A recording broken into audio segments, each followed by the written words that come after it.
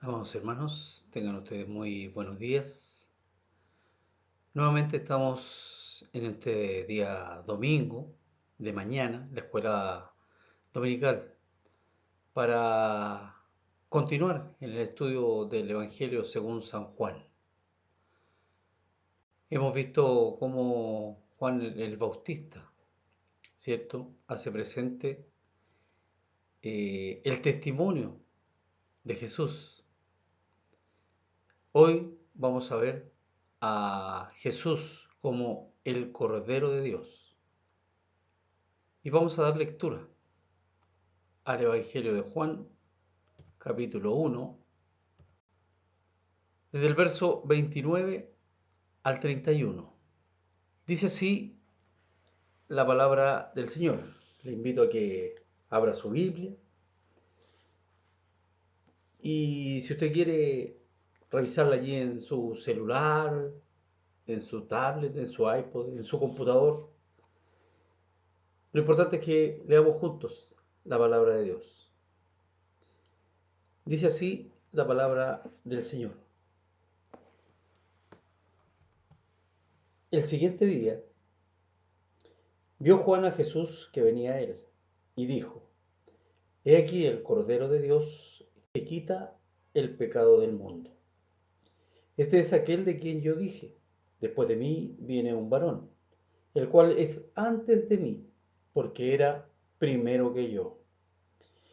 Y yo no le conocía, mas para que fuese manifestado Israel, por esto vine, yo bautizando con agua.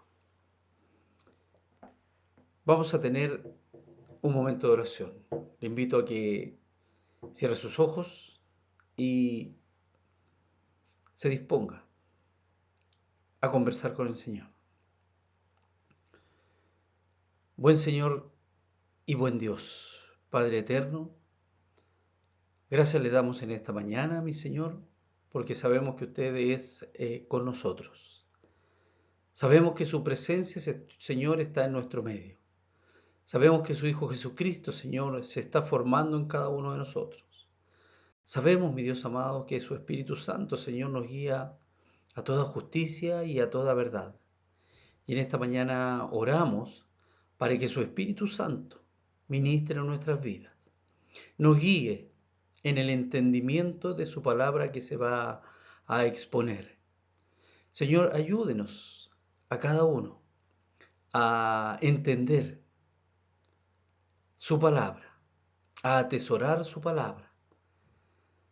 Pero también, Señor, es importante que cada uno de nosotros pueda compartir esta palabra, Señor. Para eso usted nos la ha dado, para que podamos compartirla. Oro en esta mañana, mi Señor, por cada uno de mis hermanos y mis hermanas, para que sea usted hablando a cada una de sus vidas, Señor, así como ha hablado a la mía primeramente, hable usted también, Señor, a cada una de la vida de mis hermanos y de mis hermanas. Bendígalo, Señor amado, a cada uno y ayúdenos, Señor, a que cada uno de nosotros podamos cada día, Señor, ser mejores hijos suyos, merecedores de ser llamados hijos del Rey. Padre, en el nombre de Jesús, dejamos todo en sus manos para su honra y su gloria. En el nombre de Jesús. Amén y amén. Debemos, cada uno de nosotros, amados hermanos, admirar, ¿cierto?, la constancia que tiene Juan el Bautista, dando testimonio de Jesús un día antes. Había convertido el interrogatorio al cual había sido sometido por parte de los que habían sido enviados. ¿Se recuerda usted? Los fariseos. Y él la convirtió en una excelente ocasión para dar testimonio de Jesús. En el comienzo de nuestra lectura, la cual acabamos de leer, el apóstol dice el siguiente día, es decir, un día después de haber sido interrogado, increpado por estos fariseos, Juan sigue dando testimonio, aprovechando la presencia del mismo Señor entre ellos. Juan vio a Jesús que venía a él. Y fiel a su deber como heraldo, como portavoz, y definiendo un momento redentor trascendente, llamó de inmediato la atención de la multitud, diciendo: He aquí el Cordero de Dios. Podemos notar la solemnidad de esta declaración de Juan acerca de quién era Jesús. En el intertanto podemos imaginar a Juan señalando al Mesías entre las multitudes. No creo que lo haya apuntado con el dedo, ¿cierto? Es muy probable que lo haya señalado con ambas manos. He aquí, aquí lo haya presentado. He aquí el Cordero de Dios, el mismísimo Mesías, el Cristo, está aquí con nosotros, presente. Pero cabe la pregunta, ¿por qué dice que Él es el Cordero de Dios? Algunos han pensado que era una referencia a su carácter manso y humilde, como el de un cordero. Mateo 11:29 nos dice: Llevad mi yugo sobre vosotros y aprended de mí, que soy manso y humilde de corazón, y hallaréis descanso para vuestras almas. Y por supuesto, a través de lo que hemos aprendido y de la lectura de la Escritura, sabemos que Jesús sí lo era, ¿cierto? Manso y humilde de corazón. Pero tal vez sea más acertado recordar que el cordero era un animal empleado especialmente para los sacrificios. El concepto de cordero para sacrificio, conocido por el pueblo judío. Durante toda la historia de Israel, Dios había revelado claramente que el pecado y la separación de él solo podían reponerse por medio del sacrificio de la sangre. Levítico 17:11 nos dice: porque la vida de la carne en la sangre está, y yo os la he dado para hacer expiación sobre el altar por vuestras almas, y la misma sangre hará expiación de la persona.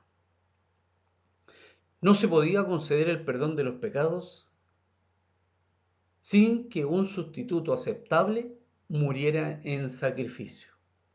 Ellos sabían, ¿cierto?, que Abraham había confiado en que Dios proveería un cordero para ofrecerlo en reemplazo de Isaac. Génesis 22:7.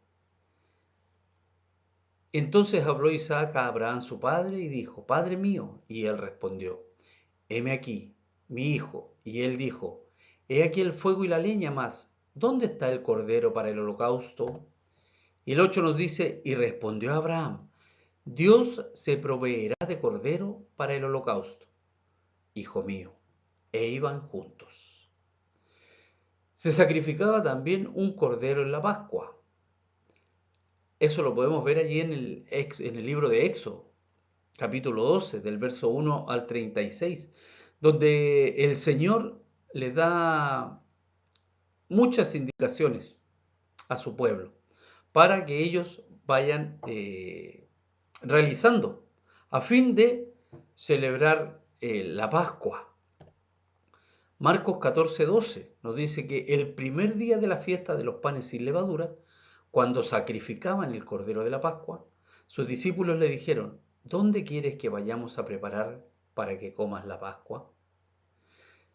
También como ofrecimiento de los pecados de los individuos. Levítico 5:5. Cuando pecare en alguna de estas cosas, confesará aquello en que pecó, y para su expiación traerá a Jehová por su pecado que cometió. Este es Levítico 5:6. Una hembra de los rebaños, una cordera o una cabra como ofrenda de expiación, y el sacerdote le hará expiación por su pecado. Dios también dejó claro que ninguno de estos sacrificios era suficiente para remover el pecado. Isaías 1:11. ¿Para qué me sirve, dice Jehová, la multitud de vuestros sacrificios? Hastiado estoy de holocaustos de carneros y de cebo de animales gordos. No quiero sangre de bueyes, ni de ovejas, ni de machos cabríos. También eran conscientes de que la profecía de Isaías comparaba al Mesías con un cordero que fue llevado al matadero. ¿Se recuerda usted allí en Isaías 53:7?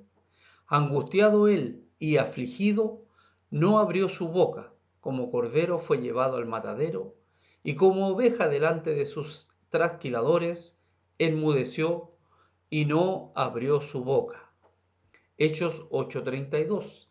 El pasaje de la escritura que leí era este: como oveja a la muerte fue llevado, y como cordero mudo delante del que lo trasquila, así no abrió su boca. Primera de Pedro 1:19. Sino con la sangre preciosa de Cristo, como de un cordero, sin mancha y sin contaminación. Amados, aunque Israel esperaba y buscaba un Mesías que fuera profeta, rey y conquistador, ¿cómo Dios les iba a enviar un cordero? Pues todos sabemos, ¿cierto? Como ha sido el lector de la palabra, que el Señor así lo hizo. El título Cordero de Dios anticipa el sacrificio supremo de Jesús en la cruz por el pecado del mundo. Con esta declaración breve, pero muy profunda, Juan nos deja en claro que el Mesías había venido a lidiar con el pecado. El Antiguo Testamento está lleno con la realidad de que el problema es el pecado y reside, está, vive en el mismo corazón de cada persona. Jeremías 17:9 nos dice que engañoso es el corazón más que todas las cosas y perverso. ¿Quién lo conocerá? Todos los hombres, aun quienes recibieron la revelación de Dios en las Escrituras, estamos hablando de la palabra de Dios, a quienes le fue dada, los judíos, eran pecadores e incapaces de cambiar el futuro o el presente, o de pagar por los pecados del pasado. En realidad, podríamos decir que todos los sacrificios del sistema levítico eran símbolos o sombras del sacrificio definitivo de Cristo en la cruz. Pues bien, continuando, nos dice que el Cordero de Dios quita el pecado del mundo. Aunque podemos encontrar muchas similitudes con los sacrificios del Antiguo Testamento, también es muy interesante ver las diferencias.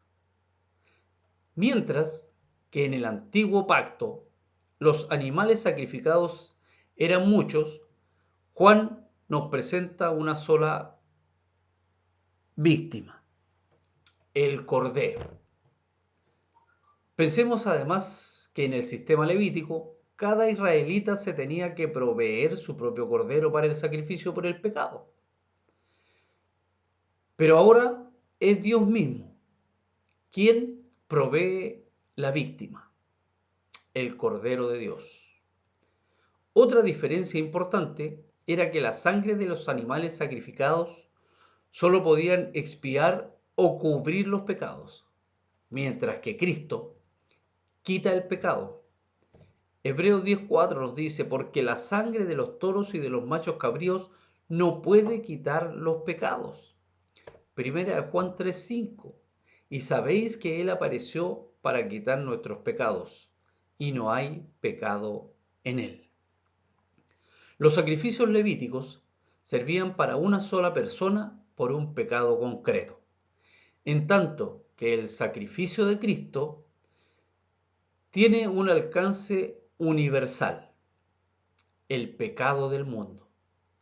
El objeto de esta salvación son hombres de toda tribu, pueblo y nación. Eso fue lo que profetizó el sumo sacerdote acerca de Jesús. Eso lo encontramos en Juan 11, 51, 52.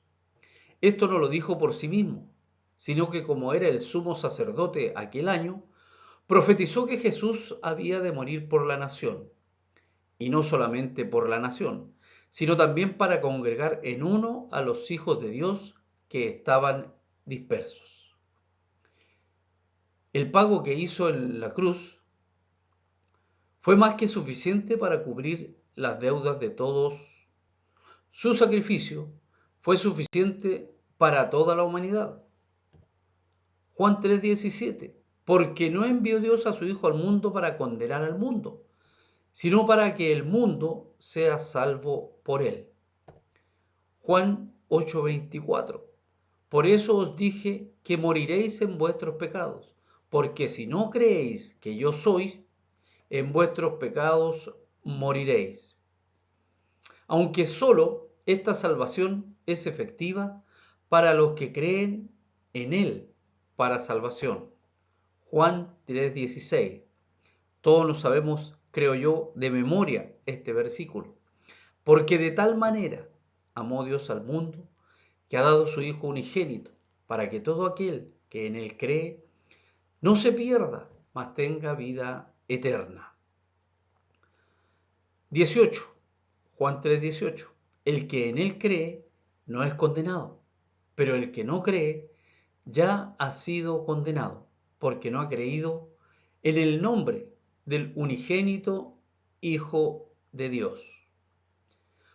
¿Por qué es necesario, amados hermanos, que haya un sacrificio para quitar el pecado? La respuesta entonces a dicha interrogante la podemos encontrar allí en Romanos 6:23. Porque la paga del pecado es muerte, mas la dádiva de Dios es vida eterna en Cristo Jesús, Señor nuestro. En Hebreos 9:22, y casi todo es purificado según la ley, con sangre, y sin derramamiento de sangre no se hace remisión.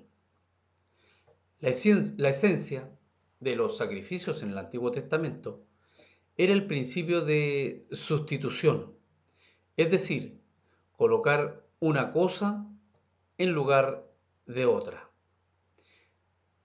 Cristo vino a hacer por el hombre algo que éste no podía hacer por sí mismo: quitar el pecado. La religión insiste en que la persona debe cargar con su propio pecado y expiarlo con buenas obras. Pero si yo tengo que cargar con mi propio pecado, entonces estoy perdido y condenado. Sin embargo, si Cristo carga con mi pecado, podré salvarme gracias a Él. Cuanto más insiste el hombre en redimirse por sus propias obras, peor es el resultado. Ahora, pensemos por unos momentos en la misión que el Señor Jesucristo asumió al venir a este mundo: quitar el pecado del mundo. ¿Cómo podemos medir tan inmensa carga? ¿Cuánto dolor le causaría a aquel que es perfecto en grado sumo llevar sobre sí la culpabilidad de todo el mundo? ¿Cuánto amor? Nadie en este mundo, ni santo, ni profeta, ni ángel, ni arcángel, podría ser capaz de algo semejante. El único que podía cumplir con tal misión y ejecutarla de principio a fin en obediencia y sumisión era el unigénito Hijo de Dios. ¿Cuál es el pecado al que se refiere que vino a quitar? Si yo soy tan bueno, si no le hago mal a nadie, si me porto bien. Este es el pecado fundamental de vivir sin Dios, de vivir alejado de Dios, apartado de Él. Vivir en una forma egocéntrica, ignorando al Creador, como si éste no existiera. Este es aquel de quien yo dije. Versículo 30. Juan enfatiza por tercera vez esta información. Este es aquel de quien yo dije. ¿Se recuerda usted que ya lo vimos en el versículo 15 de Juan 1? Juan dio testimonio de él y clamó diciendo, este es de quien yo decía, el que viene después de mí es antes de mí, porque era primero que yo. Además, también lo hace presente en el versículo 27 de este primer libro, de este primer capítulo. Este es el que viene después de mí, el que es antes de mí, del cual yo no soy digno de desatar la correa del calzado. Su papel subordinado a Jesús, como ya lo vimos la semana pasada. Esto lo reconoce cuando dice, después de mí viene un varón, el cual es antes de mí, porque era primero que yo. Esto lo encontramos aquí en el versículo 30. El rango superior de Jesús es infinito. Fue Él quien creó todas las cosas. Esto lo vimos al comienzo del capítulo. En Juan 1, los versículos del 1 al 3. En el principio era el Verbo y el Verbo era con Dios y el Verbo era Dios. Este era en el principio con Dios. Todas las cosas por Él fueron hechas y sin Él nada de lo que ha sido hecho fue hecho. En un principio, Jesús era un personaje desconocido, ¿cierto? En su entorno nadie sabía ni se imaginaba lo que Jesús tendría que hacer, cuál era el propósito por el cual había venido a morar entre los hombres, a vivir entre los hombres. Y era un personaje desconocido en comparación con la notoriedad que había alcanzado Juan el Bautista. Pero había llegado la hora de que Jesús comenzara su ministerio y ocupara el lugar que demanda su preexistencia. En este momento es cuando Juan se aparta para darle el paso. Él mismo lo describió, ¿cierto? De una forma muy hermosa, muy significativa, y donde él se da cuenta de que tiene que cederle espacio a Jesús. Y nos dice allí en Juan 3:30, es necesario que Él crezca, se está refiriendo a Jesús, pero que yo mengüe. Así es la labor, así es la humildad de Juan. Él ya sabe que tiene que decrecer, de aminorar su ministerio para que empiece a crecer el ministerio de nuestro Señor Jesucristo. En el versículo 31 nos dice, y yo no le conocía, mas para que fuese manifestado a Israel, por esto vine yo bautizando en agua. Juan dice no conocer a Jesús. Esto nos podría parecer algo contradictorio, ¿cierto? Porque nosotros, por la lectura de la Escritura, sabemos, tenemos algo de conocimiento de que ellos eran parientes, de que la mamá de Juan con la mamá de Jesús tenían cierto grado de familiaridad, de parentesco. ¿Dónde encontramos esto? Allí en el libro de Lucas, en el capítulo 1, en el versículo 36. Y he aquí tu parienta Elizabeth. Ella también ha concebido hijo en su vejez, y este es el sexto mes para ella, la que llamaban estéril, haciendo referencia a Juan el Bautista. Lo que Juan quiere manifestar, al decir que no conoce a Jesús, es la condición mesiánica de Jesús, ya que hasta este momento no había visto ninguna de sus señales. Mas entonces, y por revelación directa de Dios, Juan da a conocer que Jesús es el Mesías. Entonces, ya sabemos que no le conocía, que eran parientes, pero que le ha sido revelado que nuestro Señor Jesucristo, ¿cierto?, es el Mesías. Mas, para que fuese manifestado Israel, por esto vine yo bautizando con agua, dice Juan el Bautista. Aunque Juan hubiera podido predicar sin bautizar. Sin embargo, el bautismo en agua para arrepentimiento era fundamental para preparar el camino del Señor. Acordémonos de que así como Cristo no pudo ser manifestado a Israel hasta que viniera Juan bautizando en agua para arrepentimiento. Así es todavía. Solamente cuando haya habido real arrepentimiento y confesión de pecado, lo cual era significado por la sumisión al bautismo de Juan.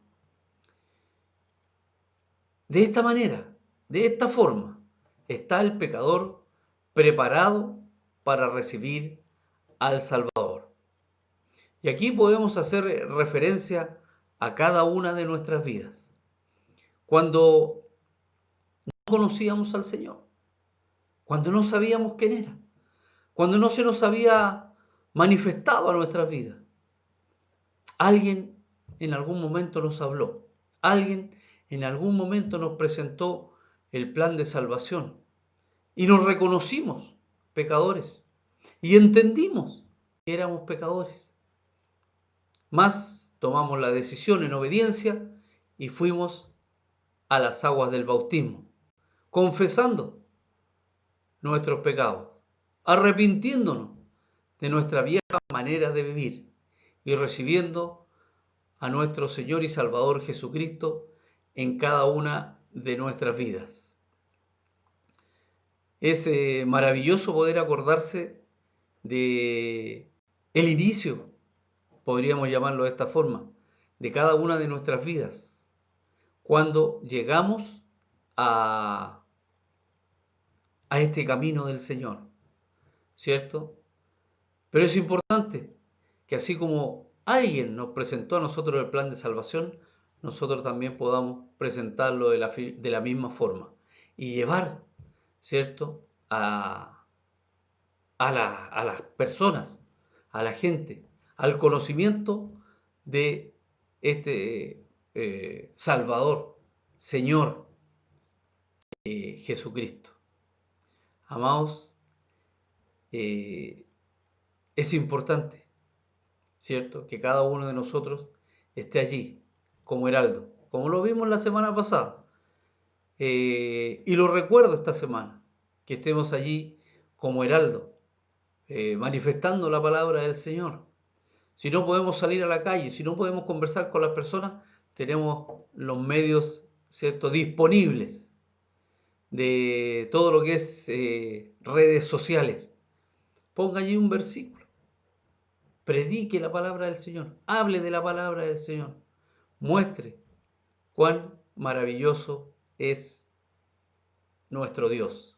Y lo más importante, que nuestro Señor Jesucristo, ¿cierto?, el Cordero de Dios, vino a esta tierra para salvarnos a cada uno de nosotros.